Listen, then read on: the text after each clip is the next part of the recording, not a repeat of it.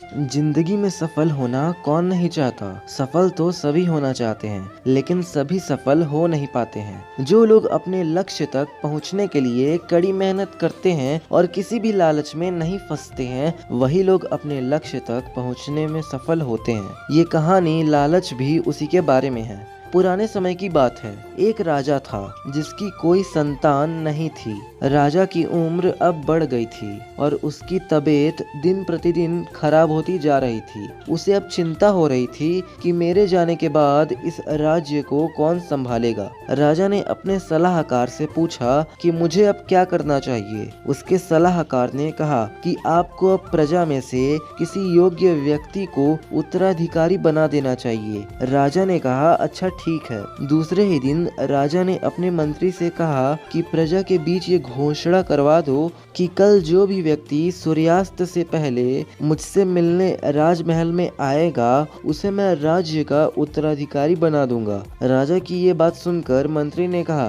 कि ये तो बहुत आसान है, ऐसे तो पूरी प्रजा ही उत्तराधिकारी बनने के लिए पहुंच जाएगी। राजा ने कहा, नहीं, ऐसा बिल्कुल भी नहीं होगा। मेरे तक सिर्फ योग्य व्यक्ति ही पहुंचेगा। आप घोषणा करवा दो। मंत्री ने राजा की बात मानकर प्रजा तक ये संदेश पहुंचा दिया। अगले दिन बड़ी संख्या में लोग उत्तराधिकारी बनने के लिए राजमहल की ओर बढ़ने लगे। राजा ने अपने महल के बाहर एक बड़े मेले का आयोजन किया था। मेले में नाच गाना, स्वादिष्ट पकवान और शराब सब कुछ था। जितने भी लोग उत्तराधिकारी बनने के लिए आए थे, वो सब उस मेले में ही उलझ गए। वो लोग अपने हिसाब से मजा लेने लगे। सभी ये बात भूल गए कि उन्हें राजा से मिलने जाना है। तभी वहाँ पर एक युवक ऐसा भी आया था जो इन सब लालच में नहीं फंसा। उसे तो बस उत्तराधिकारी बनना था। वो सीधे राजमहल की ओर चलने लगा। राजमहल के मुख्य द्वार पर दो पहरेदार खड़े थे। उन्होंने इस युवक को रोकने की कोशिश की,